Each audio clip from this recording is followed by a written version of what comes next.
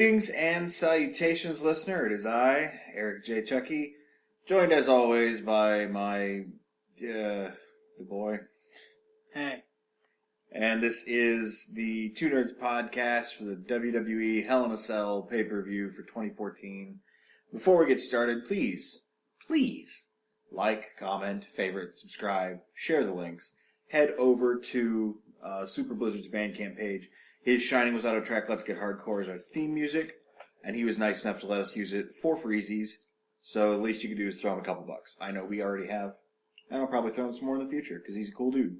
He's making a game called Puppet Kingdom. That looks cool too, so help him out.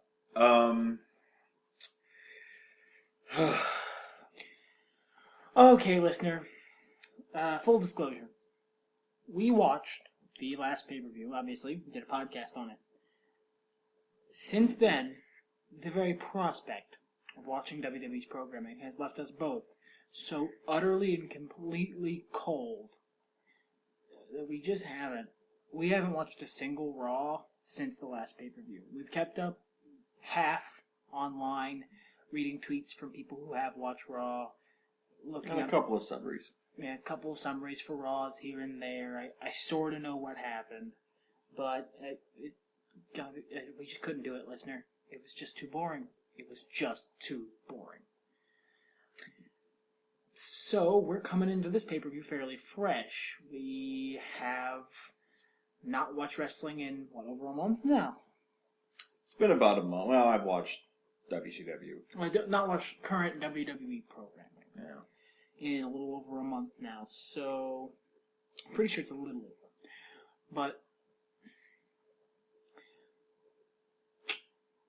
that's gonna give us a bit of a different perspective, I imagine, because we haven't had to see the interminable Raws that never end and never resolve anything. We just get the end of a bunch of storylines we didn't really see much of. All right, look.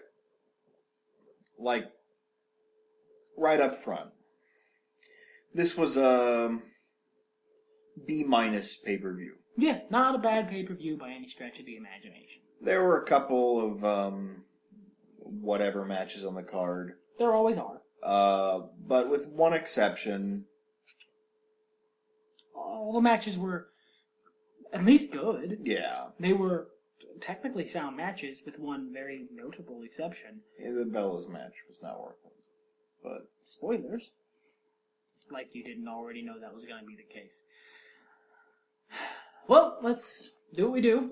Run it down. Yeah, let's, Hey, listener, if this ends up being a short podcast, if you're looking at the little timer bar and you're like, hey, this is only 45 minutes, or hey, this is only 12 minutes. Now you know why. Yeah, well, I don't know how much it has to do with... Normally we do talk about a lot of the storyline, a lot of the build. We do, but, look, okay, last podcast after that mediocre fucking pay-per-view. The only reason we got to drag it out as much as we did was bitching about John Cena. Yeah, that was the major reason. We did drag it out a fair amount. We spent 20 minutes just bitching about John Cena. No problem. So, first match on the actual card. There was a pre-show match we didn't see. First match on the actual card was Dolph Ziggler versus Cesaro in a 2 out of 3 falls match for the IC title, the Intercontinental Championship. I'm going to put the finish right up front, and then we can talk about the match itself. Ziggler wins 2-0, which is not common in a 2 out of 3 falls match. Normally, if it's a 2 out of 3 falls match, you normally see, 1-1-1, but WWE's been doing that a lot recently. The 2-0, the clean sweep, they did it, that was... I can't remember the last time they did it, but they've been messing around with the 2 out of 3 falls thing for a while. Well, and a lot of feuds have been pretty one-sided. Rusev versus The World. With The World increasingly being the bad guys. Brock Lesnar versus the championship. There's been a couple of feuds that have ended with the heels just straight up going over, too. It's refreshing. It is. It is. It's just... And if it weren't for the fact that in these troubling times, refreshing doesn't help much, I think it'd be really a breath of fresh air. But sadly, there's enough stagnant air mixed in that it doesn't really feel like it. Technically speaking, this was a fine match. There were a couple of decent spots. Cesaro looked real strong. Despite losing 2 falls to 0, he still looked real strong. Yeah. He looked good. He dominated most of the match. Although, half the match, Michael Cole seemed to think it was 1-1. Michael Cole's a fucking retard again. I don't know when that changed. He was pretty good for a while. Yeah, this whole pay-per-view, it was pants on head, man. He was just like... He was bottom foot Michael Cole. Yeah, what the hell, Cole? Which is sad, because I've grown to respect Michael Cole quite a bit. I hate it when he acts like old Michael Cole, because that makes me remember the days when I fucking watched Raw on mute just so I didn't have to hear his stupid fucking mealy-mouthed voice. Oh, man. I think it's sad. More than it being, disappointing that Cesaro lost, because here's a talented guy who could really use... A push? Who really got pushed and should have kept his push, but they threw it in the trash.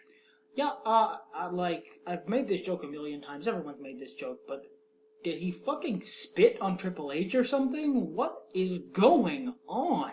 Well, and what's even worse is the fact that him going 2-0 against the Intercontinental Champion is not seen as, well, Cesaro tried, but the Intercontinental Champ was too good. No, they've buried Dolph Ziggler so hard since... Ever. Forever. That him winning over somebody who isn't also in burial mode is like, oh, they must hate this guy. Yeah, it speaks a lot to the WWE that they've completely destroyed Dolph Ziggler so much that, Dolph Ziggler beat him 2-0. What the fuck did he do? Yeah. Not, hey, they're trying to make Dolph Ziggler look strong, they're trying to make the Intercontinental title look strong. No, it's just, what the fuck did Cesaro do to piss people off that much? And this speaks a little bit to the uphill climb they're going to have with some of the fan base in order to make Ziggler look competent again.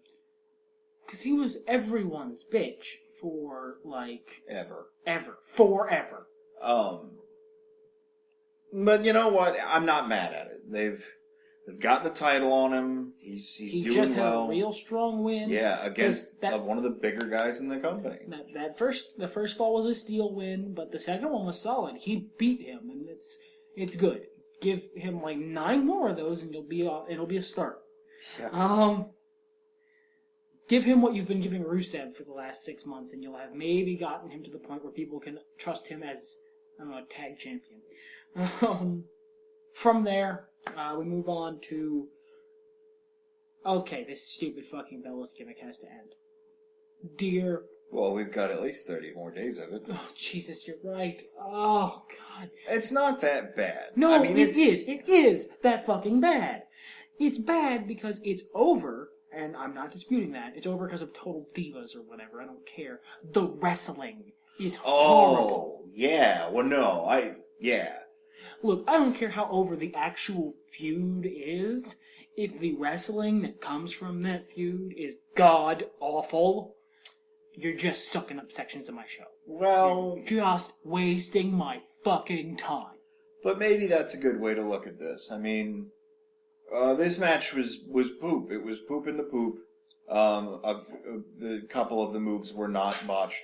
Yeah, and Nikki Bella did manage to land both the finishers she did real well before she won. Which, I don't give a shit. That finisher's super easy. It's a torture rack, and then you drop them. But regardless, I mean, the match was interminable, and Nikki Bella won. That means Brie has to be her personal assistant for 30 days. I like how they went personal assistant instead of having the announcer go, the loser must be the winner's bitch for 30 days. Well, I mean, this is old school, 90s. Not too old school, but we've been here, we've done this. This is tried and true wrestling gimmick stuff. Early 90s was 20 years ago. Yeah, I guess, but that doesn't seem like that's the old school. The old school still seems like the 60s, 70s. Well, yeah, like the 70s and 80s when the spectacle of pro wrestling became what it is. I mean, 90s is an older school. It's just not the old school. I digress. Perhaps this is a way to get away from them wrestling. God, please? I mean, you might have one of them wrestling or something, but it's unlikely that they're going to be both in a match. Against each other? Yeah. So at least you've got somebody carrying a match. That is so important. The Bella Twins have never been good. They've never been good. Brie Bella got mildly better for like 3 matches and then lost it all. Also, for being twins, they have no fucking ring chemistry. At all. They barely have out-of-ring chemistry. Which is so weird. You gotta figure there's at least some actual problems in their life. They've lived together for how long? They probably spent the majority of their lives together. This idiot to my right and I have better chemistry. Yeah, I mean, if either of us were athletic, we could probably put on a pretty decent wrestling match. Or if we touched. We do not touch. We do not touch. I'm sorry to ruin your fanfictions.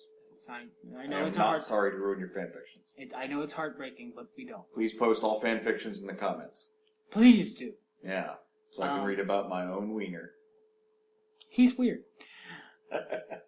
Anyway, we're trying to find something else to talk about, because talking about this match is somewhat painful. Well, I mean, what else is there to say? It was shitty. Happened. It was shitty. It was full of bad spots. It was sad it happened, and it's a shame. It's over now. So, on to one sad happening. From one sad happening to another. The Tag Team Championship match. I think this deserves a little bit of setup. We, as you well know, listener, we stopped watching wrestling for a while around when the Wyatts debuted. Before then, we didn't know. And we had it clogging up our DVR box for ever. And then we're finally like, you know what? Fuck it. We've heard wrestling is good. We're going to catch back up. And we decided to we watched all the Raws. We fast forwarded through stuff that we didn't care about or stuff that no longer mattered. But we watched all the stuff that looked interesting. It's when we fell in love with the Wyatt family and the Shield and all that stuff. I never was a big fan of the Shield. I was, so eat a dick. Here's one of the problems. When we were doing this, it was when Goldust came back and started doing matches again. Yeah. And Spork would stop me from fast-forwarding through any Goldust match. No matter how completely useless it was, no matter how pointless it was, he would be like, no, don't you what? I want to watch that. I don't know how many more Goldust matches I'm going to get to see. Well, you got your fucking wish, you fat fucker. You happy? In a way, yeah, I am happy. I just wish there were other competition. I mean, we've got this roster. It's a huge fucking roster. Can't you glue 2 guys together? Apparently. They did glue 2 guys together. What the fuck happened to Ryback? They have a 3rd tag team. I mean, but even beyond that, can't you glue 2 guys together? Is no one friends? Can no one be friends? And what do? They axe the Shield. They axe the Wyatt family, apparently. More on that later. Well, we don't have more details on that. I read online that Ray set Luke free, like the proverbial bunny into the woods. It's like, oh, you're good to leave the nest now, little bird. You can fly away. Why aren't corporate Joey Mercury and corporate Jamie Noble corporate tag teaming? Because they're busy following Seth Rollins around and running slightly slower than him as he runs away from everyone. I guess. I mean, but that's me scratching the fucking barrel. Look, if you don't want to stick 2 guys together for no fucking reason, you've got 2 guys. There, I found them. They're wrestlers. I'm sure they put on a shitty, farty old match, but they're still wrestlers. You're not wrong. Here's the problem, though. The Usos and the Dustbusters, they put on good matches. Remember those first couple matches? Remember how we crowed about how good they were and how... And they were, but we've seen them. Like a million times. You can only do that match so many times. Fucking put a ladder in the ring. Do something. Fucking Luchas de Apuestas match. Paint versus paint. Fucking do a Lucha Libre style rules where the tags are hot. Do a fucking, I don't know, you have to pin Goldust or the left Uso. Do whatever. The left Uso. Throw a pie. Who cares? Do something. It's just the same shit. This is not how you book a feud. This is never how you book a feud. You do not, look, okay, if you want to have special shit, and you want to, like, fucking market at the beginning and go, this shit's a best of 7 series, this is what we're doing. Or what the fuck ever. Fine. You can't do that all the time. But for special occasions, fine. Otherwise, booking a feud does not mean throw these motherfuckers at these motherfuckers until one of those motherfuckers is dead and we can't use them anymore. Oh, it's so completely redundant. They give no time to promos. There's no passion behind this shit. The only interesting thing that happened was when Gold and Stardust were like, whoa, the Cosmic Key. When Golden Stardust turned heel, which is the thing that started this feud, that was slightly interesting. The Cosmic Key promo was another problem with this feud, and a problem that I have with a lot of feuds in the WWE tag team scene is because this feud has the Usos in it. They're talented guys, don't get me wrong. They put on amazing matches, they're very athletic, they have a lot of passion, you can tell. They get the crowd amped up. They can't cut a promo to save their fucking life. Well, okay, so what? Who cares? They don't need to. All they need to say is, you know what, whatever, Goldie, we're going to kick your ass. But they don't even say that. No, they can't say that. They can't even do that. They tried. I watched. You're right. It was No, I did awful. see that. They were like, They can't cut a promo. It was worse than Roman Reigns trying to cut a promo. The most simple, basic promo in the history of time. We don't like you, we're going to beat you up. They couldn't pull it off. It was disingenuous and sad. Randy Orton stood back going, I've been there. Yeah, you guys gotta be silent for 2 years, pretend to be Lord Voldemort. Be a snake. Yeah, just be a snake, it fixes Both everything. of you. Be snakes, it's fine. It'll fix so we it. should each be snakes? No. Both Be are one a snake. snake. You can be the back snake. You're the front snake. You're slightly handsomer. The noise was him making a kissy face. But it's so completely redundant. It's useless. It's wasted airtime. Stop doing the same fucking tag match. I don't care what extra little The nodules. fucking 3MB. They had a 3MB. Remember when that was a thing? Dude, those guys were never a thing. I don't care. They were bodies that weren't the same bodies we've been seeing. You guys know how to book a fucking match. I understand you're in panic mode, but you still have like 50 bajillion wrestlers that never see airtime. They're all on NXT on the network. I guess maybe they're trying to like troll people into buying the network. You can only see different matches if you buy the network. No, you know what? This is what's gonna happen here. I'm gonna go. We're gonna go. I'm gonna go. Okay, this is how we're gonna fucking eat up time. I am gonna go to who is in the WWE right now. On the Wikipedia page, that's the exact title of it. People, what are wood? Gonna take me a second. Hold on. While he's doing that, I'll talk about booking for a minute. So, essentially, the driving force behind this feud is the tag team championships. 2 teams of brothers who want to fight over the tag team championships. That's fine. What you can do is, one team's a heel. They have the championships now. Why are they not doing just the most basic of heel shit? Duck the match. Try and cheat. Throw glitter. Throw fucking glitter in someone's face. Do something. Push the ref. Just do some cheatery shit. Do some shit that's skeevy and then you win and then puts over the Usos to get more angry. The Usos get more angry, they start bringing in, more violent tactics. Maybe make it a hardcore match. Maybe make it into a disqualification match.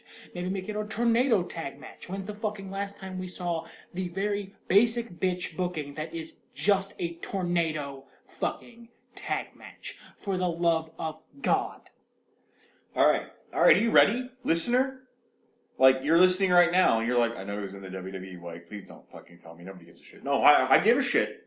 I have a point to make here, okay? Alright, right off the bat, Adam Rose, teaming with the Bunny, you've got a tag team. Everybody wants it. Everybody does want that. Right. I want that. Big E. It's not going to be hard to find him a tag partner. Actually, he's in a tag. That's the funny thing. Big E, Kofi Kingston, and Xavier Woods are currently a stable. I forget what their name is. Like the smart people or something? I don't know. I don't know myself. Xavier Woods is Malcolm X. It's amazing. It's amazing. I love it. I called it beforehand, and I want them to do more with it. For the love of Christ, give me more of that Malcolm X. No, they were disbanded. Never mind. Why? Why? Why? Fucking why? I have no idea. They quickly and quietly disbanded. That's... behind the scenes. Motherfuck! That is such a waste. They built that for like 3 months. Yeah, it was super quiet and slow, too. Bo Dallas, I hate him, but fucking stick him to something. You hate his smug fucking face. I do. Let's see here. The Rybaxel, we mentioned. The Miz and Damian Sandow. Yeah, Miz and his stunt double. Well, he's the U.S. champion right now. Is he? Yeah. Did he win that? No. Did he win that? No, Sheamus won. Sheamus won. So there was a whole big bit. Spoilers for a future match, but you don't. Yeah. Darren Young could be doing something. David Otunga could be doing something. Darren Young and David Otunga could team up and be a team. Stop it. No one wants Attorney at Raw to be. Young Tunga, they could call themselves. That's a weird name. No one wants the Attorney at Raw. I'm sorry. Nobody does. Well, change his fucking gimmick. He hasn't been on TV for 30 days. And before then, when was the last time we saw him doing fucking anything? Except standing around the ring in a young motherfucker stand around the ring thing. He's been on TV in the last year? Yes. He's standing around the ring. Like when Triple H is, everybody needs to come out here and look at me while I say things, because this is the thing we do when I need to make a point. I want to look at all of you on the stage in your little panties, even though none of you wrestle, and your little t-shirts, and I'm going to say something like, I have huge balls, and then someone else is going to come out and say, yeah, they're in Steph's purse, and I'm going to pretend to be mad, she's going to pretend to be mad, and they're going to come down here, and then I'm going to handcuff them, and I'm going to beat them up, and then we're going to kiss, and then you guys can go backstage again. That's what we do. David Otunga, you need to be there. Hold on. Fine, Hunter, that's fine. Back up about 3 steps. You're going to beat him up, and then what's going to happen? Me and Steph are going to kiss. Okay, I had to clarify, because that's it. Otherwise, that's a real change. Wait. Is it Eric Rowan out there? Let's go with yes. Dead ass, you know what I'm saying? Up top. Okay.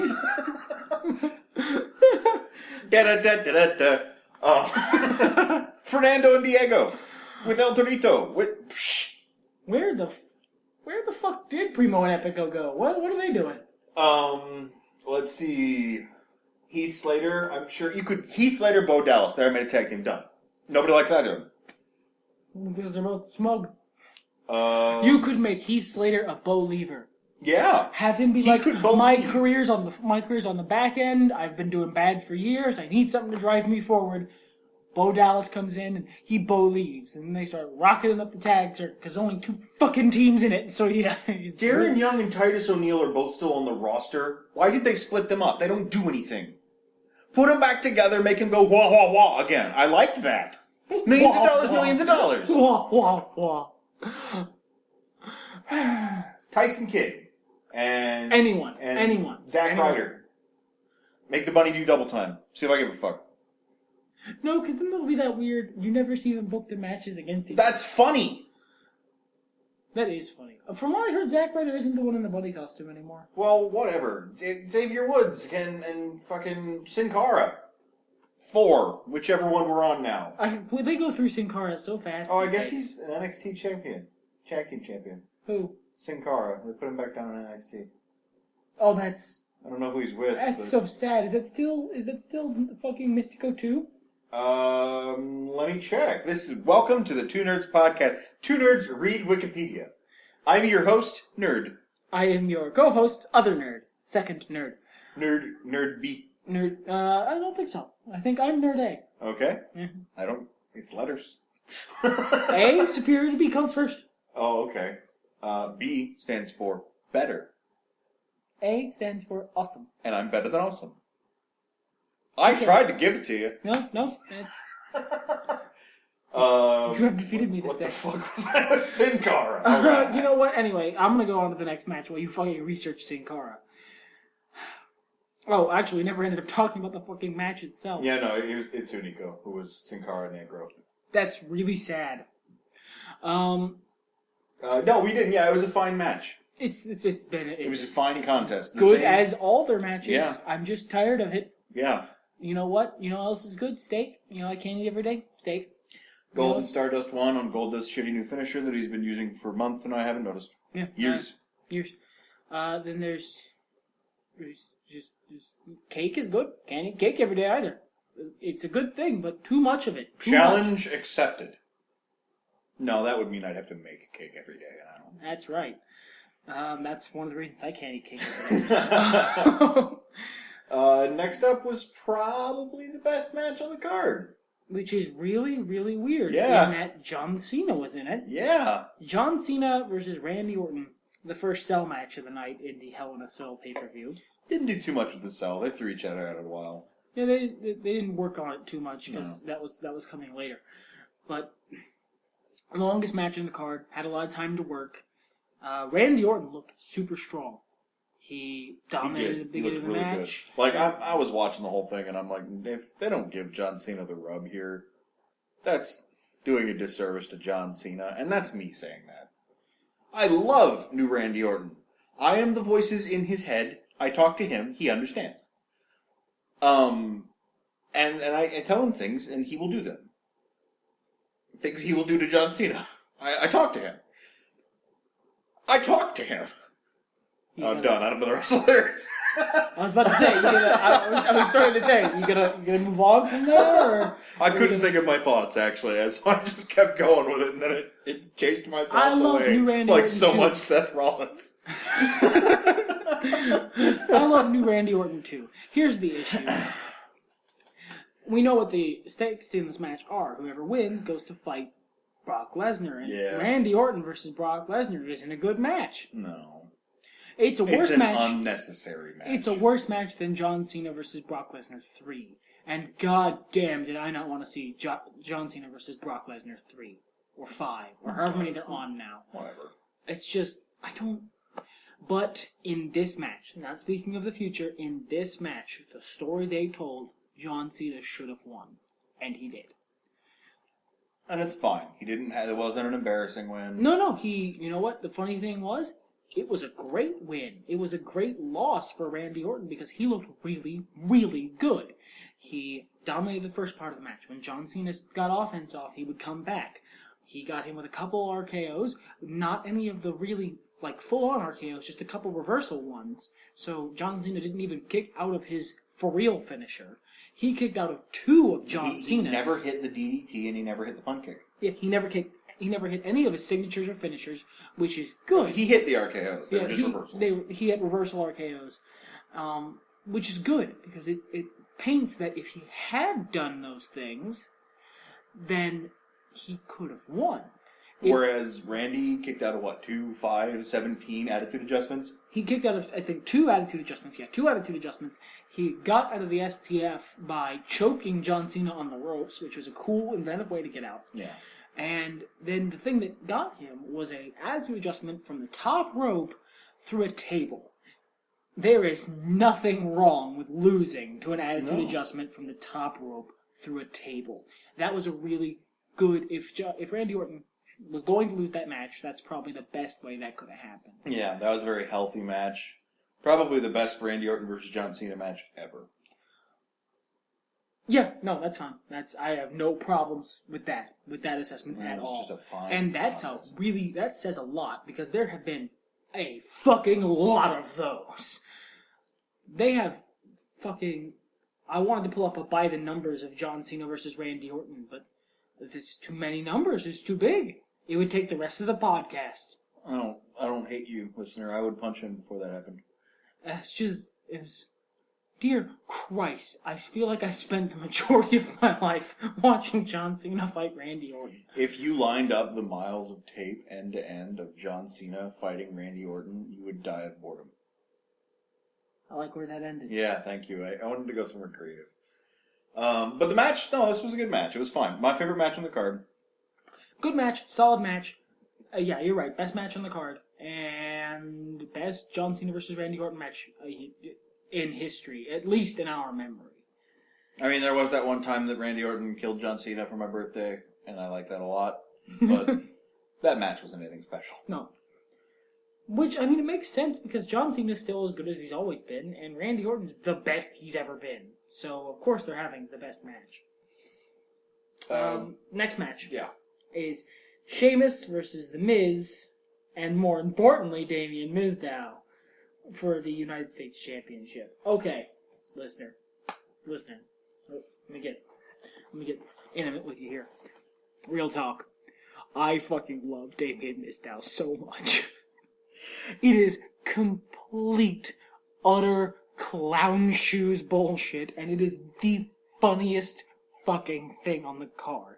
By far. It is the first time I have heard a WWE audience chuckle so loudly, it was like there was an actual stand-up comedian in the ring. Damien Sandow is so deeply committed to this fucking gimmick.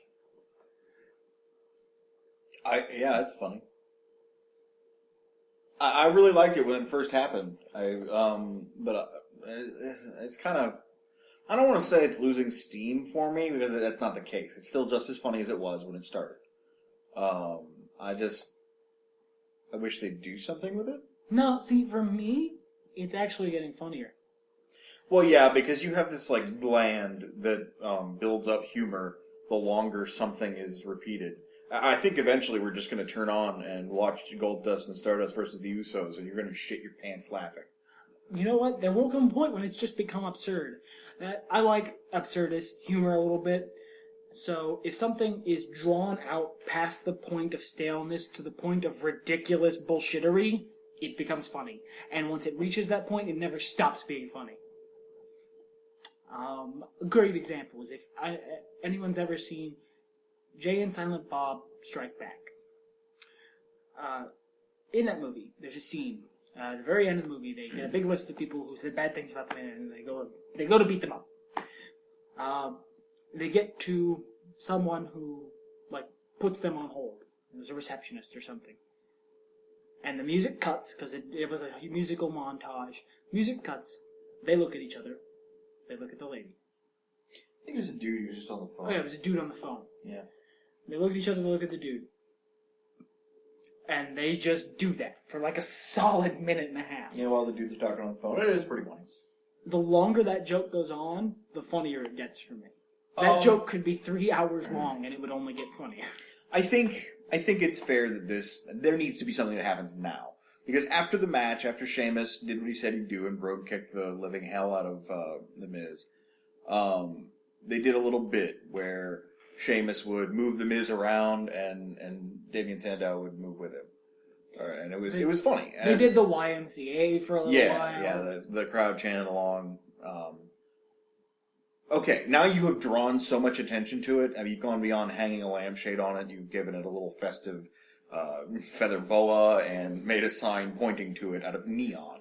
And you've shined a very small but powerful spotlight on it. Something needs to happen now. This is the catalyst for change. A tag team angle would be nice. A tag team angle would be great. Another angle, Miz gets really mad because it looked like Damien Sandow was mocking him. Don't break this up already. Look, you've got something good here. Harness it. I am trying to give the WWE something they might actually do. They like to ruin gimmicks. If you want change, that's what they're going to do. Yeah, you're growling. Look, I don't want to talk about how shitty this is going to be. I want to talk about what good ideas there could be. That way, later on, when nothing happens that's good, we can point back to the things we said before and go, look how right we were and how smart we are. Give us presents. Okay, then. I want a ring and some wrestlers and a booking license, and I will book you motherfuckers, a wrestling federation, and you will be like, yes, this is adequate. And then they will be like, wait, we're not making any money. Never mind, you are fired. You are spending all of our money on chairs. But the wrestlers need something to throw at each other. Our next pay-per-view is called Chair Throw Per View. Here's another angle. Damien Sandow gets an actual run with matches, and people he's doing well. He's doing very well. he's winning matches and such. He's doing, getting offense off. And then people will go to the side of the ring and knock out The Miz. And he has to lay down. Because he's The Miz's stunt double. Better yet.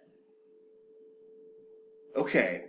Alright, I've got two better yets here. Alright, number one is similar to that. Damien Sandow has a bunch of really good matches. And then we find out that backstage, The Miz is pretending to wrestle a match. And Damien Sandow is just harnessing his mimicry power. So he gets in matches with people who have allies, and then the allies go backstage to beat up The Miz, and then Sandow loses kind of stuff. Because he loses his mimicry power. Yeah. Number two, we find out that all along, what WWE Fairy does, The Miz has been the stunt double for Damien Sandow. Damien Sandow is the true talent, and like Road Dogg underneath Jeff Jarrett, he emerges. I like that, because that would explain why he's been acting what the stunt double is doing in the ring. I like it. Yeah, so They won't do that. No, not either of those. Admittedly, the second one was kind of dumb, but whatever. The first one was also dumb. Both of those are dumb. Well, okay, you've got this dumb fucking... You've started the dumb train. I'm just driving it somewhere good. Oh, but Sheamus Brogue kicks the shit out of The Miz, wins, whatever. The match itself was... Just the United States Championship. Does anybody fucking care about that title? I keep forgetting it exists. Yes, there are kids who have it. Like the little mini ones? I want to bet that's because it was $20 cheaper than the World Same Heavyweight price. Championship. I've been to the places where they're sold same price. Merca for the win. It's just... gotta be honest here. When the match was on, didn't watch the match. Watched Damien Miz down. Funniest fucking thing. I like Sheamus. I think they're using him wrong, but I like him. Yeah, I like both those guys. I love Mike the Miz Mizanin. I like Sheamus. I like Damien Sandow. I love everybody in that ring, but Damien was doing the most entertaining thing, so I watched him. Next match was very clean, face versus heel. The amazingly booked, actually, very well booked, very well slated, really great on the train to big baby facedom Rusev versus the evil bad heel and his sidekick evil heel Big Show with Mark Henry. I say that like that because that's the fucking truth. Yeah, we said it last pay-per-view. Well, and from everything I've read, and again, I didn't watch this, so maybe there was, intricacies I missed. Well, we saw some of the clips. I mean, if you're going to show where a heel's a heel, you do it in your vignettes.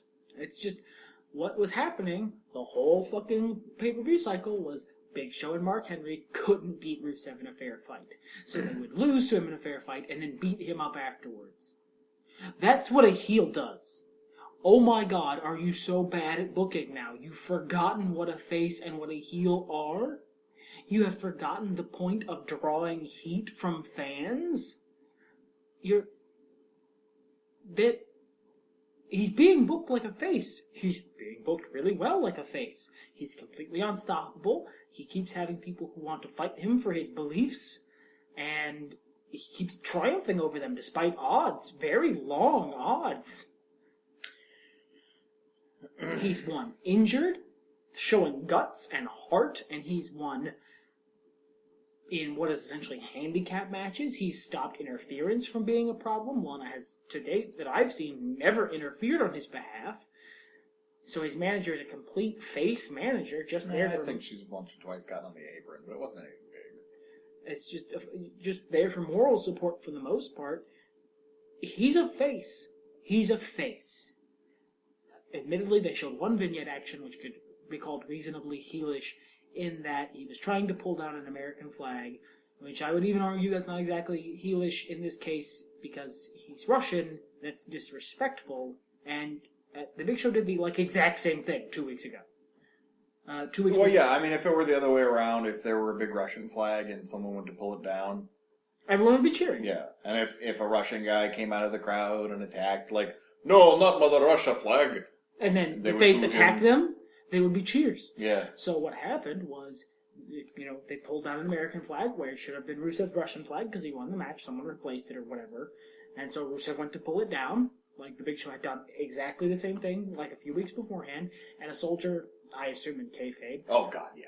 Well, you never know. The guy wasn't even in the right attire. Oh, well then. Hops the barricade and tries to get in the ring to fight Rusev, and Rusev kicks him, and then, he hears a soldier. That makes him the devil. Also, look, I know Rusev is a superhuman and everything, but, no. That soldier just goes, oh, I see. And then, CQCs him into submission. I'm not Mr. Army guy. I'm not Mr. Our nation's soldiers is the greatest asset ever. I'm not. But, look, he's just a pro wrestler. This man fights people to death for a living. He is trained to fight people to death. Armed combat, yes, that's the primary form, but sometimes your gun falls apart and you are out of knives. You need to be able to just fucking a dude. I'm sorry, one big foot kick is not going to end that man's face like it did. Well, the idea was that he was being held back by the security dogs. I guess. Well, even still. It's the age-old WWE thing.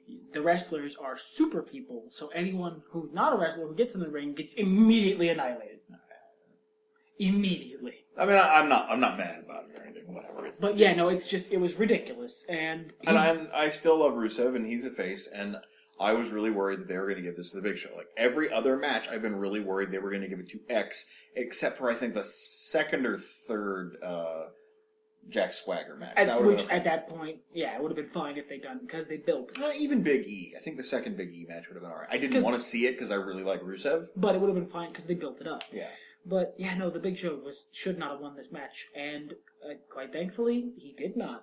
No, clean as hell. Tapped out. Clean as a fucking whistle after Mark Henry tried to interfere. Oh, yeah. And Rusev, super athlete, was able to defeat him. And, stop the interference.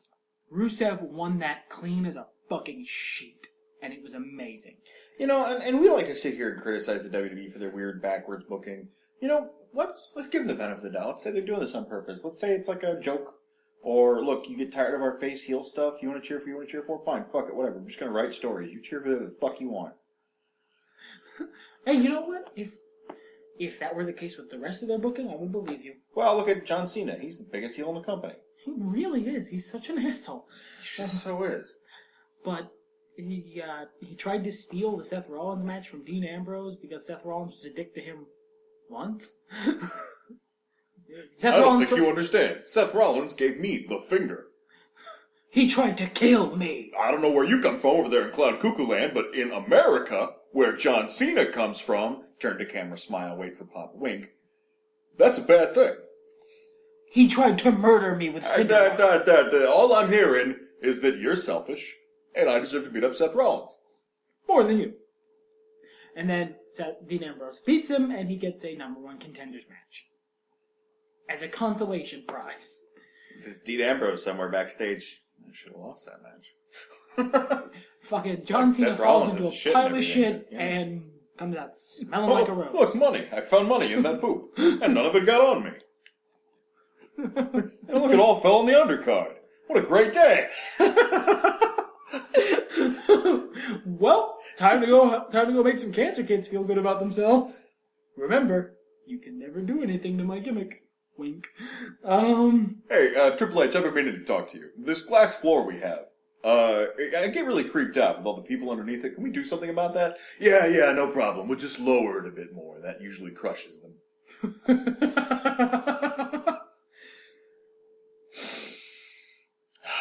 It's good to have money, huh, John? Oh yeah, great to have money. Good talk, boss. Time to go hang out with some cancer kids. You do that all the time, don't you? Yeah, like anytime I'm not at work. Do you sleep? Nope. Just cancer kids. Renews me. Like Superman going to see the sun. You know what? Speaking of John Cena, they had that commercial for the WWE 2K15 game. Yeah. Best John Cena promo NA. Best John Cena promo Korea. Okay? Hey, whoa. That's just, he was amazing. It was the best angry I've ever heard from him. The best serious. He can do that really well when he's in a sound booth, I guess. Yeah. Well, you're reading amazing dialogue. What does it matter? But no, it was really good. Rage Against the Dying of the Light. If you haven't seen it, just search that and WWE 2K15. I'm sure you'll find it. What was the next thing? AJ Lee and Paige. This is like the worst match they've had. And it wasn't technically bad. It was just lame. Lame duck. It's just not super good. Not super and bad. it's not even because it's the same thing over and over again. No, they added a new wrinkle. There's the Alicia Fox bestie thing. They just could have put on a better match. It was just a mediocre match. Yeah. It was and we liked them. Yeah. Go back, listen to our previous podcast. We liked them a lot. It's just this match. Not a stinker, but not... No, it was fine. It just wasn't... It wasn't punchy.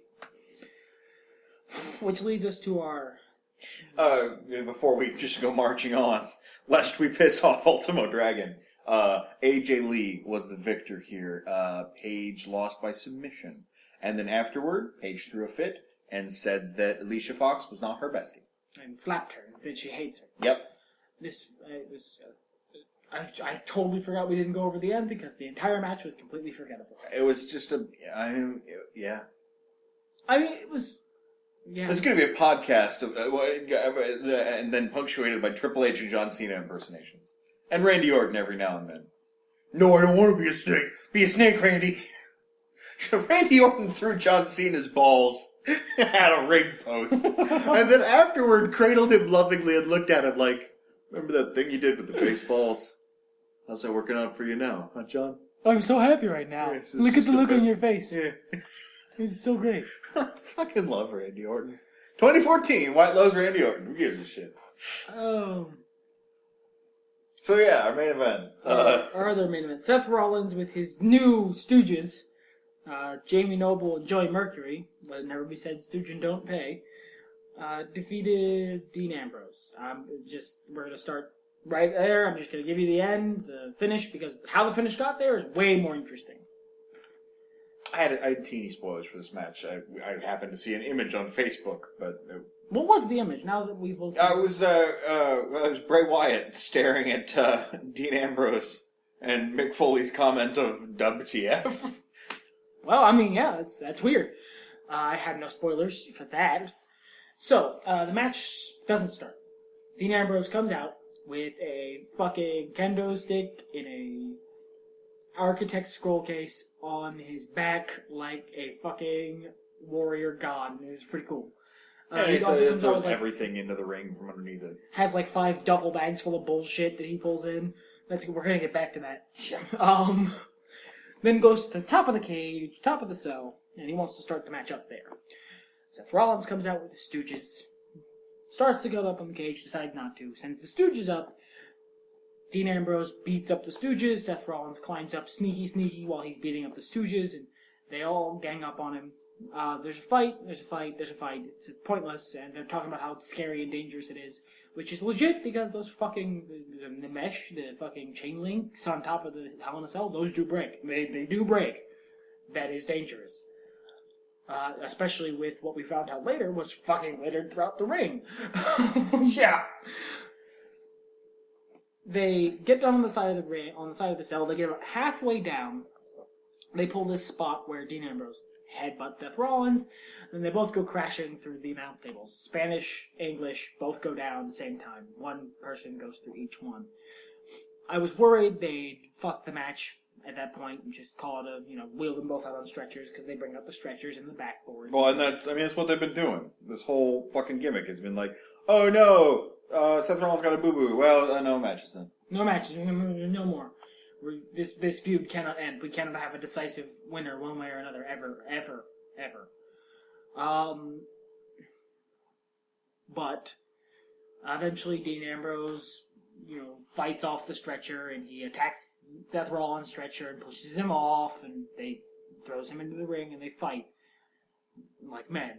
The match is pretty badass. I'm not gonna lie. It wasn't super long, but really good spots. Very hardcore. I liked it. A lot of broken chairs. Such Dean Ambrose. I'm sorry. A lot of broken chairs. Very hardcore. Such Dean Ambrose. Very violent. Much wow. Here's the thing. At a certain point in this match, they stopped being about faces and heels, and Seth Rollins is a mean old bad, and Dean Ambrose is a crazy. Who's a good guy. No, it started to become Seth Rollins is trying to get away from this fucking hatchet murderer in the ring with him. I'm really sad the hatchet never got used. We're not joking, there was a literal hatchet. Because, okay, like, he throws a bunch of stuff around at the beginning of the match. I'm like, what the fuck are those things? They look like little tiny, I don't know, like tweezers or some shit. He was far away. We couldn't tell what the fuck it was. Yeah, until he goes to fucking kill Seth Rollins with a screwdriver to the throat. And there's a lot of hyperbole in wrestling commentary. There's a lot of hyperbole in our podcast. I am not being hyperbolic. He took a screwdriver. Stabby style, a sharp-looking screwdriver, turned it around, and tried to stab Seth Rollins in the throat with it. And the only reason Seth Rollins did not die is because he was holding his hand and pushing away. Like the thing you see in a horror movie. No, I'm sure that Dean and Seth were just doing a spot. It's not like that, listener. But, like, what a spot. What a spot! Attempted murder. Which, you know what? And the ref didn't do anything. No, because... Nobody was like, we should maybe unlock the cage, because clearly this is an attempted killing. This was, oh no, it's a hardcore match. Murder goes, murder's legal. Well, I think so long as he pins the corpse afterwards, I guess. As I said, I think it was more, look, okay, I'm not going to try to stop him. He's clearly crazy. I'm not getting in between that. I don't want to get screwdriver stabbed. I did not sign on for screwdriver stabbings. I was not a main aware. Cinder blocks? I heard about cinder blocks. That's fine. I'll fuck with the cinder block. I don't want to get screwdriver stabbed. There's a hatchet over here. The ref, actually, when the screwdriver stabbing was going on, the ref did pointedly turn and look at the corner. Where there was a fucking hatchet. And I didn't know why. Turns out, murder implement. Yeah.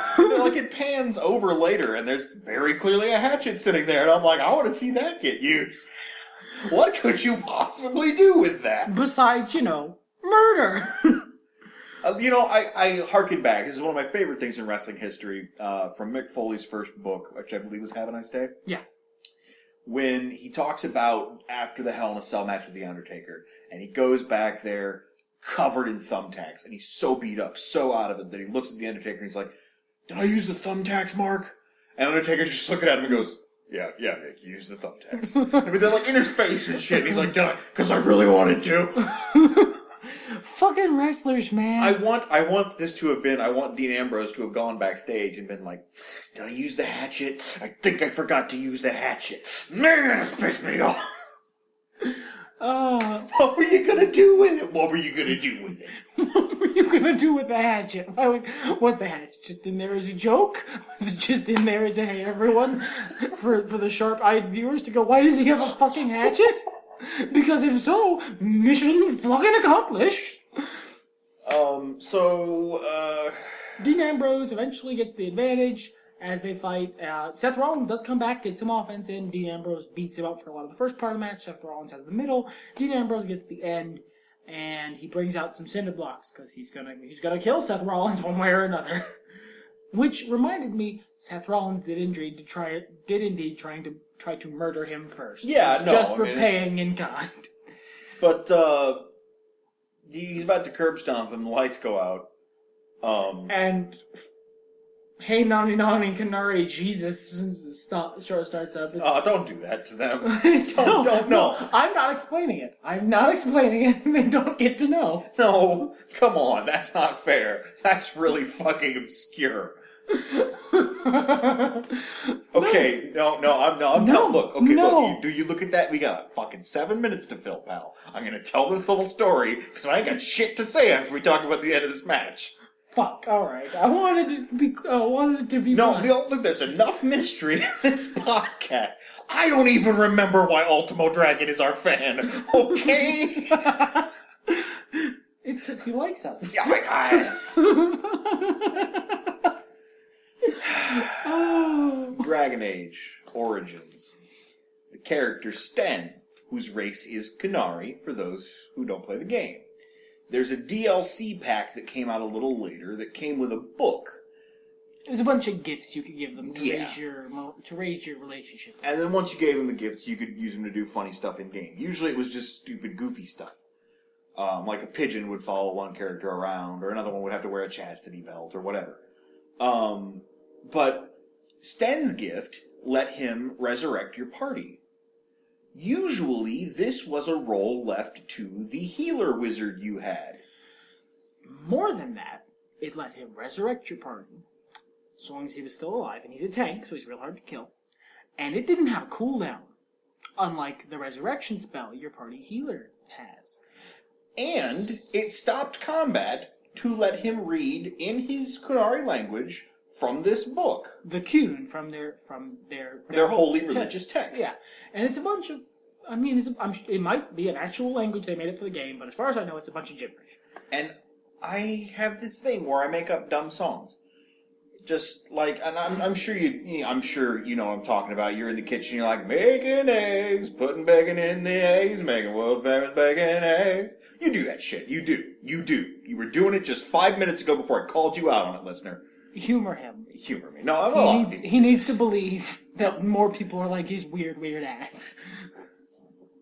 Somewhere out there, listener is going, oh man, I so do that. I'm gonna pretend like I'm the boy though, and I don't. What are you talking about? I do that all the time. I know. But at some point, I decided the best way to phrase that was, "Hey, nani nani, Kunari Jesus," and then you resurrect people. Like I was telling a story. I don't remember the exact inception of it, but that's what it was. Because he's like... I believe I remember he was talking about how he beat a really hard boss. Yeah. I had to use the stand thing so much. It was just, half my party's dead. You know what? Hey, nani nani, Kunari Jesus, now you guys are back up. And he did that like 5 times in quick succession. he did the hey nani nani Kunari Jesus thing every time, and it was so mote it be. Now, any gibberish Latin chanting that we can't understand, my first instinct is to think hey nani nani Kunari Jesus. And there we go. So the hey nani nani Kunari Jesus starts up. You before it started, the blackout was so convincing that you reached for the controller. Like, yeah, it was fucking WWE Network, scumbag network. All right, here's the thing: this Dean Ambrose Seth Rollins match, only match on the card I cared about, only match on the card I was even remotely excited for, because I figured they might let it actually end for once, and I figured it would be cool even if they didn't, and I was right on the second thing. So, right as Dean Ambrose's entrance is going up, the network crashes. Crashes so hard it freezes the Xbox One that we're watching the show on. I had to restart the thing. Hold on 1 second. Xbox, stop listening. No, stop listening. Thank you. No, it's fine. Keep talking.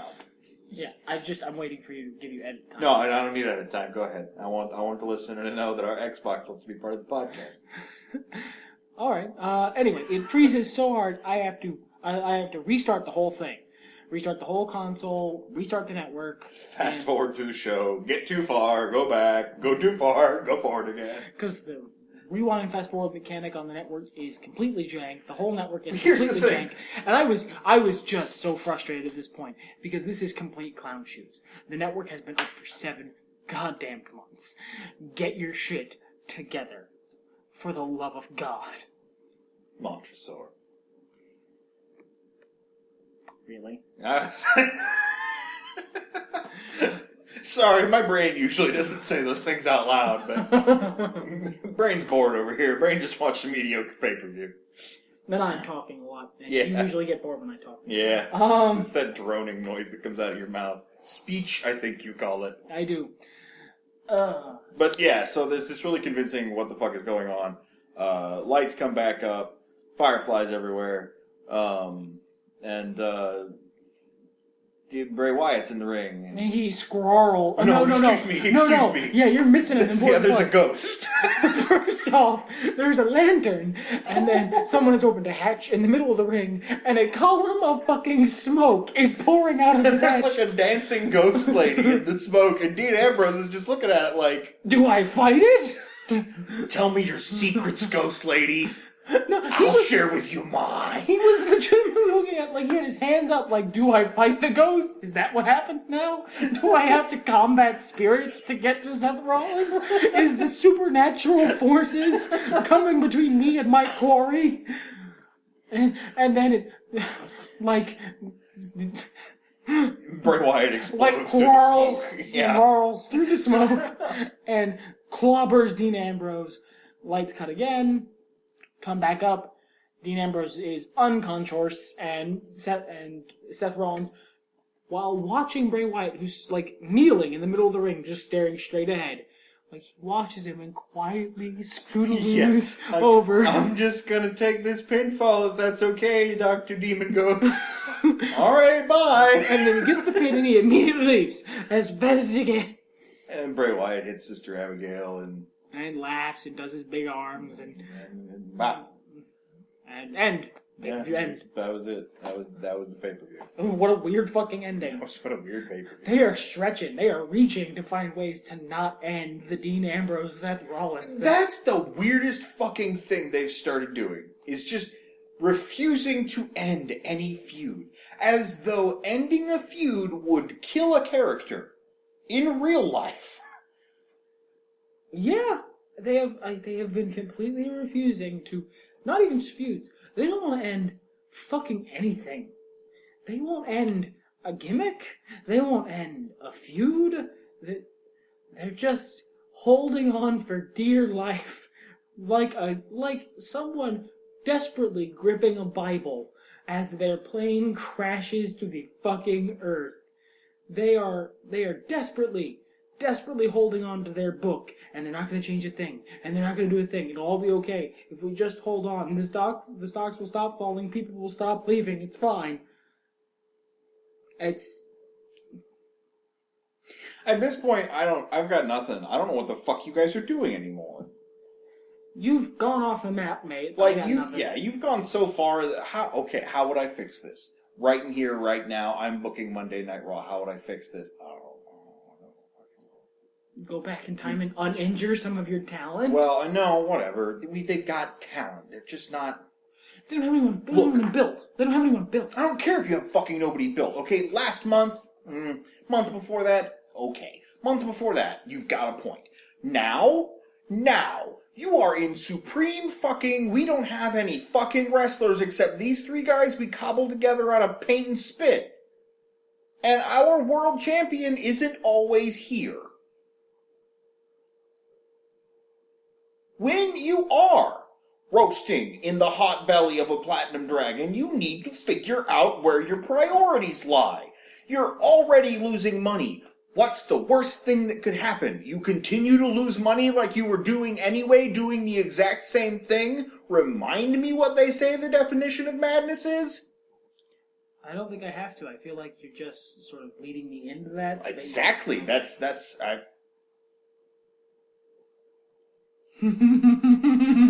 there are some gestures implicit in that. And you know what? I think on that note, listener, let's wind that down. They are at the bottom of their rope. Things are surviving, and financially speaking, they're okay. But they're not heading anywhere better. Alright? And I think why they don't want to end their feuds is because, well, what do we do when they end? We make another feud. Oh, wait, we don't have anyone else, because all the talent we spent years building, they're all gone. You have to replace them at some point. They have been so afraid to push anyone since Sheamus that we've got nothing. And they've been doing slow builds on a lot of people. They pushed Daniel Bryan. They pushed Daniel Bryan to the top. You're right. He was the new guy, and then he died. He got a neck injury that, while tragic, it may mean he's just done. He might be over. Daniel Bryan might never get back in the ring again. And that shit's tragic. Here's the problem. They are so desperate to keep their shit on even keel, their merch sales even, all that shit. They're so unwilling to take a risk that they had to slow build Daniel Bryan over the course of a fucking year and a half. And they were slow building, Roman Reigns to take Daniel Bryan's place. They had been building him to be another top-tier talent with Daniel Bryan. And then when Daniel Bryan died, they sped up his build to take Daniel Bryan's place, and then Roman Reigns popped a tire. Daniel Bryan is still alive. I just want to put that out there. Like, we're talking like he actually for real legit died. Figure of speech, his career is kind of dead as a wrestler. And his career is on hold right now, and it is if all reports are to be believed, unsure if he'll ever be back in a functional. At this point, you basically have to write him off. You know what? He might be back as a bonus later, but you can't guarantee it at all. It's not even. Doesn't even look plausible. So it's just. I mean, the fact remains that they were building Roman Reigns to replace him. Roman Reigns is going to be out for 6 months, at least until WrestleMania, probably longer, because medical setbacks happen. Here's the biggest issue, though, and what they're doing right now, this sustaining of the main event with tried and true shit, that works really well when you have shit going on in the undercard to build new stars. And they don't. They just plain don't. Nothing is happening. Everything has been stagnant since outside of the Wyatt family. Everything has been stagnant. Period. And if your new thing is to try and push your Dean Ambrose to the top of the face column, and you want to do that, that's fine. Do that. Do it faster than you currently are. Yeah, because you're just playing grab ass. And then there's, you could push Bray Wyatt. You have talent who's built up a reputation, who's had big stuff you could use, but you have to be willing to put them up fast. Slow builds don't always work. They're not always available. They're not always available, I think, is more the situation here. And when somebody comes in made of literal hot plasma, the best idea is not to get them put away him from you on a losing streak. It's them bad booking blues. It's Cesaro. Dolph Ziggler. I don't care who said what about whose wife backstage or whatever the real case is. If you've got somebody who is a titan, who people are cheering despite the presence of Paul Heyman, who is the most powerful known force of helium in the universe, he could get Jesus Christ himself over as a heel, and he couldn't get Cesaro over as a heel. I mean, he did it momentarily, briefly, but there was a cooldown on that. People forgot that Paul Heyman was visible in the face of the big swing. And you're burying him, and you're fucking burying him. You're burying him pretty hard, too. You're burying him under a guy you already buried. That's a lot of dirt. You've literally put him in a grave, wrestling speaking, so figuratively, my apologies, in a grave below another grave. He's a secret person. He's a secret other burial. Soon he will meet the mole people. That's what you do when you're trying to get away with killing someone. You bury them under another buried person. If anyone I don't like ever goes missing, I didn't say that. It's just this is such awful booking. I don't even know what is going on anymore. Well, yeah. I mean, this is how we usually wrap it up. What would I be doing differently? If I'm so smart, what would I be doing differently? Is what I fucking be doing differently. Usually I have an answer for that. My answer right now, bring up some fucking NXT talent. Look, I know NXT is a good show and everything, but Raw is your fucking flagship.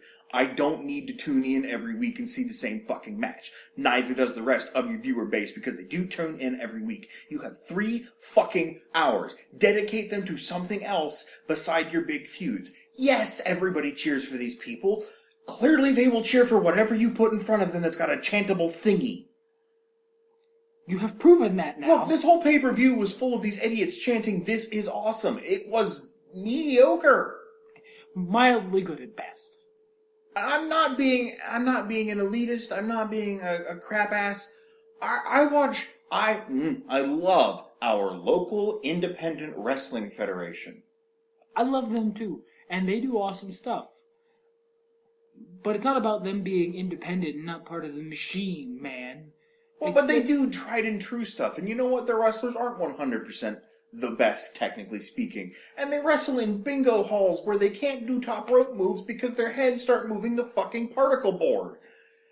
But whatever, there's heart and soul and spirit, and every single time I go there, there's at least one new person or a different match combination happening. It's not same shit, different month, every fucking night like it is with the WWE, and we're dealing with, what, a 2-hour show? that we see every 2 months. Not something where you've got time to build storylines, where you've got trucks full of production doodads that you could do whatever the fuck you wanted with. You could make fat-ass old Gangrel look like a thin vampire for realsies, though, and he probably flies and shoots blood out of his eyes. You could do this. Or anything fucking reasonable, but you're not. You're not doing fucking anything. You are writing yourself the most blandest, milquetoast, fucking plain-ass, not even chunky, not even creamy, that weird, shitty, oily, peanut butter, organic crap you get at the fucking Whole Foods piece of shit. And going, this is the most exciting product of professional wrestling on television. Well, yes, you are correct, because every other federation has run into the elemental force that is known as Vince Russo, and it has crippled them. You broomed him when you had the chance, and good on you for that, but you cannot live off of that momentum forever. Someday, there will be a wrestling federation who doesn't hire Vince Russo. And we will talk about that federation. And the internet shall be better for it. Because everything is better when nerds talk about it. Fuck it, let's go!